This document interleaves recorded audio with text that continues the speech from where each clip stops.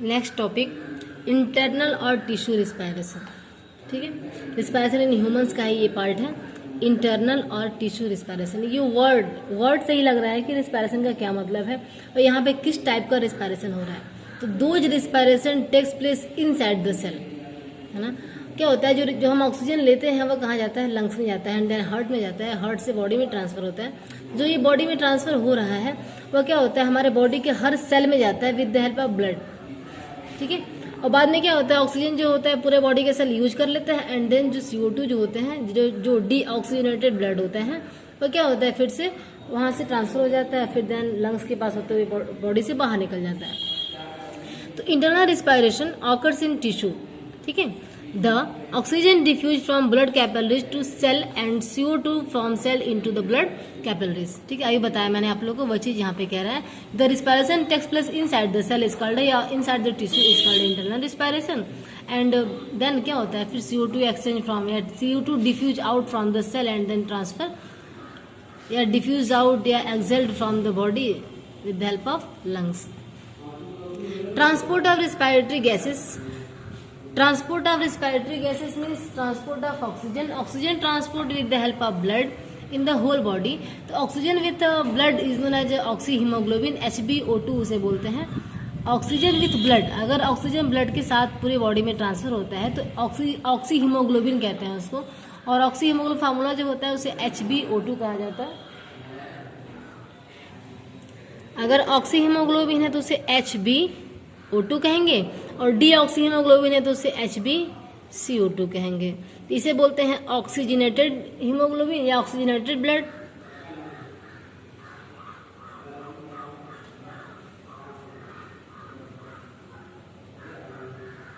ठीक है, और इसे बोलते हैं डीऑक्सीजनेटेड या कार्बोक्सी हीमोग्लोबिन, डीऑक्सीजनेटेड, ठीक है, ब्लड, या इसी को हम क्या बोलते हैं, कार्बोक्सी हीमोग्लोबिन भी बोलते हैं, because CO2 are present in this haemoglobin. ठीक है, आगे देखिए। हाँ, तो ये था। अब ट्रांसपोर्ट ऑफ CO2 का ट्रांसपोर्ट कैसे होता है। CO2 produce during the cellular respiration. Cellular respiration is removed by the blood as bicarbonate dissolve in the plasma and carried to lungs. ठीक है, in lungs bicarbonate release CO2 which diffuse into the alveolar air. जो बताया मैंने अभी आप लोगों को, क्या होता है, CO2 जो होता है वह सेल से रिमूव होता है, फिर क्या होता है, लंग्स में ट्रांसफर होता है, एंड देन बॉडी से बाहर रिमूव हो जाता है CO2। अब देखिए ट्रांसपोर्टेशन क्या है। ट्रांसपोर्टेशन जो होता है वह एनिमल्स में भी होता है और प्लांट्स में भी होता है। अगर एनिमल्स में पढ़े तो इस टाइप में होता है, और प्लांट्स में देखें तो हम लोग को हार्ट सिस्टम पढ़ना होगा, ह्यूमन सर्कुलेटरी सिस्टम। तो ये चैप्टर बहुत ही लंबा है, पूरे चैप्टर, इसमें 6 चैप्टर हैं। कुछ चैप्टर रिड्यूस भी हुए हैं, डिलीट भी हुए हैं सिलेबस में से।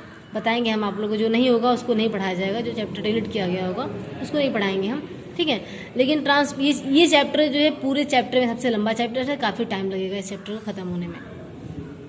Transportation is also takes place in the humans and plants and smaller organism, micro organism, सब में ये ट्रांसपोर्टेशन प्रोसेस होता है। ट्रांसपोर्टेशन मीन्स क्या होता है, फूड एंड मिनरल्स, वाटर का ट्रांसपोर्ट होना पूरे बॉडी के प्रत्येक पार्ट्स में, हर ऑर्गन्स में, सेल में ट्रांसपोर्ट होना। तो पहले हम देखते हैं कि ट्रांसपोर्टेशन है क्या, ये होता कैसे है।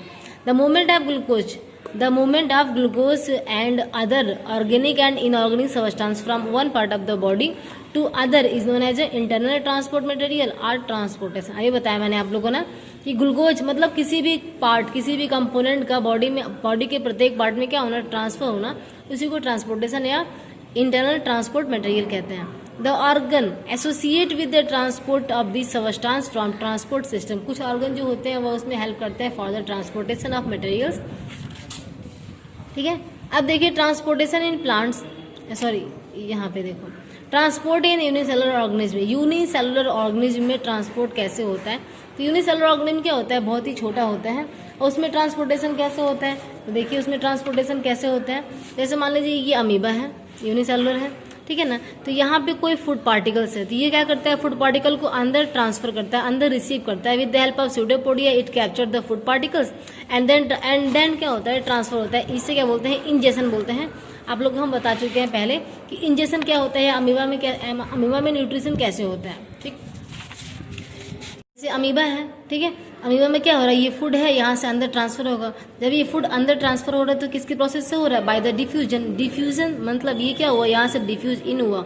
अगर कोई वेस्ट होता है, कह सकते हैं अनडाइजेस्टेड फूड जो होता है, यहाँ से बाहर निकलना होता है, तो क्या होता है, एक जगह इस पार्ट में जाके कलेक्ट हो जाता है एंड देन डिफ्यूज आउट हो जाता है। तो जो बाहर निकल रहा है वो क्या हो रहा है, डिफ्यूज इन और डिफ्यूज आउट, दोनों क्या होते हैं, यूनिसेलुलर ऑर्गेनिज्म में ज़्यादातर पाए जाते हैं। ठीक है। ट्रांसपोर्ट इन कॉम्प्लेक्स ऑर्गेनिज्म, कॉम्प्लेक्स ऑर्गेनिज्म में ट्रांसपोर्ट होने के लिए, सब्सटेंस के लिए क्या होता है, बॉडी में अलग अलग सिस्टम्स होते हैं, अलग अलग ऑर्गन्स होते हैं। इन कॉम्प्लेक्स ऑर्गेनिज्म में this substance can not be transported by simple diffusion to all body cell. बड़े एनिमल्स में कॉम्प्लेक्स ऑर्गेनिज्म में डिफ्यूजन के द्वारा ट्रांसपोर्टेशन नहीं होता है, बिकॉज उनकी बॉडी क्या होती है, उनकी बॉडी काफ़ी लार्ज होती है, और जब बॉडी काफ़ी लार्ज है तो उनकी बॉडी में डिफ्यूजन से जो सब्सटेंस अंदर एंट्री करते हैं, उस सब्सटेंस से उनकी बॉडी में कोई काम अच्छे से हो नहीं पाता है, उनकी पूर्ति नहीं हो पाती है, इस तरह से डिफ्यूजन नहीं होता है। ठीक है, उनकी बॉडी में सिस्टम होते हैं ट्रांसपोर्ट करने के लिए। Because cell quarter in the center of the body are far away from the place where these substances are available, therefore specific transport system are developed in the plant and animals. Plant और animals में क्या होता है, specific transport system पाए जाते हैं। ठीक है, चलिए ठीक। अगर हम देखें transportation in plant, transportation in plant में क्या होते हैं, अलग अलग सिस्टम होते हैं। ट्रांसपोर्टेशन ऑफ प्लांट में अलग अलग टिश्यू होते हैं। Transport system in plant is simple. Plant do not move. They have a large proportions of dead cell in many tissue. Therefore, the energy need for plant is much less than in animals. Because system क्या होता है, इसमें बहुत ही कम होते हैं compared than animals. Necessity of transport system in plant. Transport system is essential for movement of vital substance, means important substance from source to sink. ठीक है। Plant absorb water या मिनरल फ्रॉम, हाँ प्लांट देखिए, हम बता रहे हैं आप लोग हम कैसे प्लांट में ट्रांसपोर्ट होता है।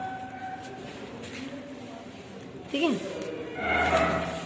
प्लांट में ट्रांसपोर्ट होने के लिए अलग अलग सिस्टम्स होते हैं। एक होता है जाइलम और एक होता है फ्लोएम। जाइलम फ्लोएम होते कैसे, ये भी देख लीजिए। ठीक है,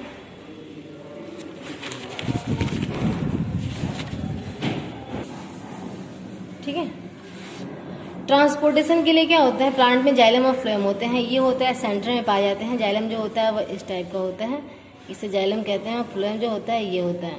हम देख रहे हैं कि जाइलम और फ्लोएम के बीच में कोई ऐसा स्ट्रक्चर है, so it is called a cambium ring. It help in the separation of xylem and